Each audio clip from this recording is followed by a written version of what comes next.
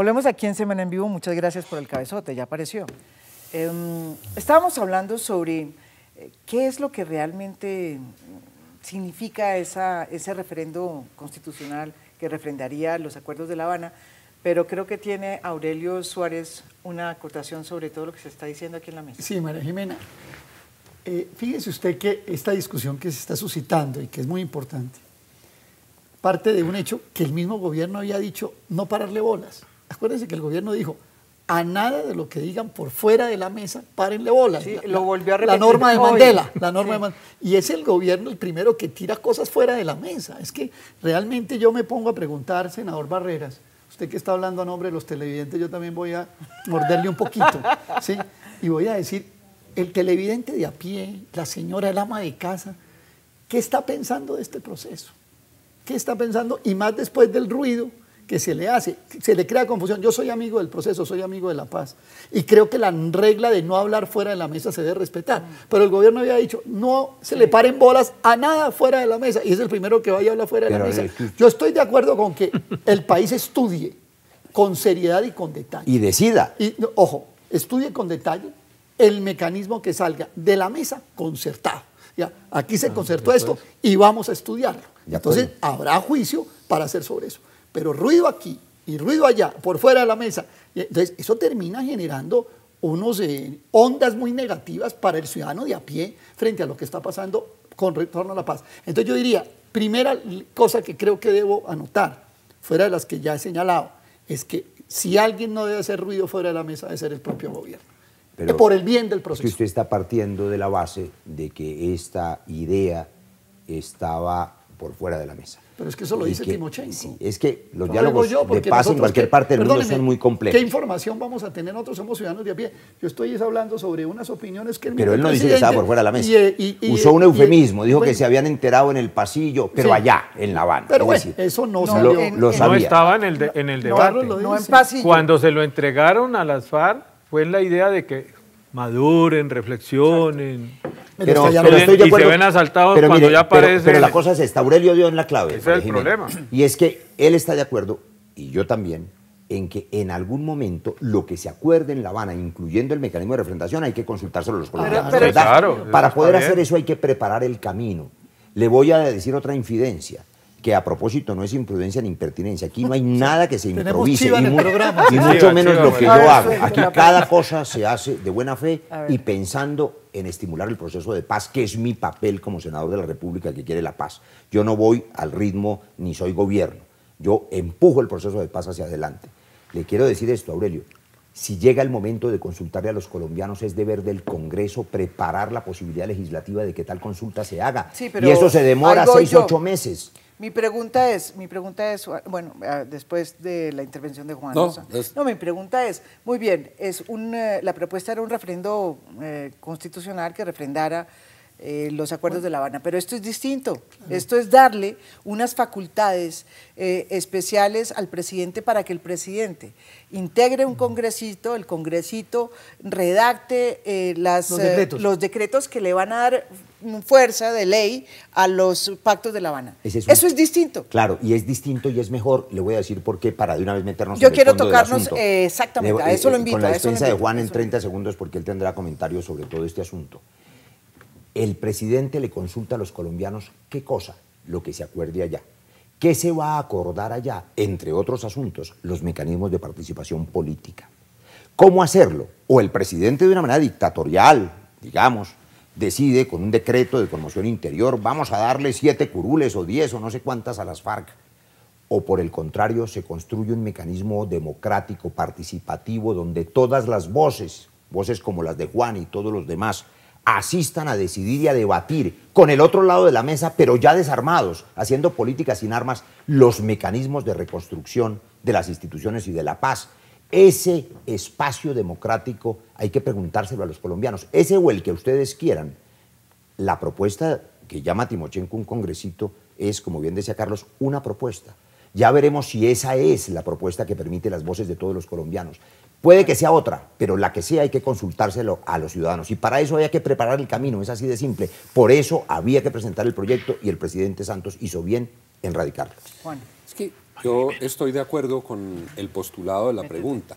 Las dos pistas confunden a la ciudadanía y las dos lo que denotan es una enorme falta de serenidad cuando los episodios se ponen complicados. En relación con la primera, la del referendo, yo estoy convencido jurídicamente que es inconstitucional, porque el constituyente del 91 quiso distinguir entre un mecanismo de elección y un mecanismo de participación y no quiere que se contaminen mutuamente. La ley que hoy está en vigencia no es un desarrollo alegre del legislador, es una expresión de lo que quiso el constituyente del 91. Una cosa es elegir para un determinado cargo y otra distinta, y tiene que ser distinta y separada, participar, ni más ni menos que para refrendar un acuerdo de paz. Tema número 1. Y tema número 2, en relación con el congresito, así no sea sino una propuesta, es claramente un mecanismo antidemocrático, porque es un mecanismo que no parte de la representación ciudadana, sino de la concesión alegre de espacios para trasladarles la vocación legislativa. Entonces, a mí no me parece democrático, y yo estoy de acuerdo con que al pueblo colombiano se le consulte lo que acuerden en La Habana, pero que se haga respetando la Constitución. Yo sí quiero que a mí me digan, esto fue lo que acordamos, y usted, como ciudadano, marque si está de acuerdo o no a esta pregunta. Entonces, ¿te gusta el referendo? Porque hay que preguntarle a los colombianos. Por eso yo radiqué otro proyecto de ley. Por eso es que yo me opongo al del gobierno, porque es inconstitucional en la mezcla con la elección y porque no garantiza que las FARC vayan sin armas, y radiqué otro proyecto porque yo sí garantiza que vayan sin armas. Eso es un sofisma. Repito de nuevo para no confundir a los ciudadanos. Si se llega a la consulta popular, Aurelio, es porque se firmó el acuerdo. Y si se firma el acuerdo en el marco de la paz, es porque hubo desmovilización y desarme. El proyecto que radicaron no lo dice, y por eso debe quedar absolutamente Pero lo dice el marco, está clarísimo. Hay dos cosas que son fundamentales. La primera es que sí hay demasiada improvisación, porque lo que se pretende resolver, sacrificando la bilateralidad del debate, del diálogo en la mesa, es concederle unas facultades al presidente para que él de manera unilateral decida las cosas que deben resolverse en la mesa de La Habana y con la participación ciudadana, como lo dice el acuerdo general. No es el presidente pues con su bolígrafo el que puede definir. Y segundo, pierde de vista una cosa. Hay un concepto que está acordado en el acuerdo general, está suscrito por ambas partes, que la propuso el gobierno, entre otras cosas, que es nada está acordado hasta que todo esté acordado. ¿De acuerdo? Y eso lo repite. ¿De acuerdo? ¿Qué va a pasar con esas líneas rojas que llama el doctor de la calle, que van quedando pendientes al final porque hay desacuerdos? Ya tenemos el caso de la parte agraria. Hay unos desacuerdos. Y profundos. Y en participación ciudadana, y no quiero hacer de ave de mal agüero, creo que va a pasar lo mismo. Pues entonces no habrá paz, Carlos. Si no, eso se cumple, tiene que haber paz, Roy. Tiene que haber paz, Roy, porque tiene que haber una instancia que resuelva eso.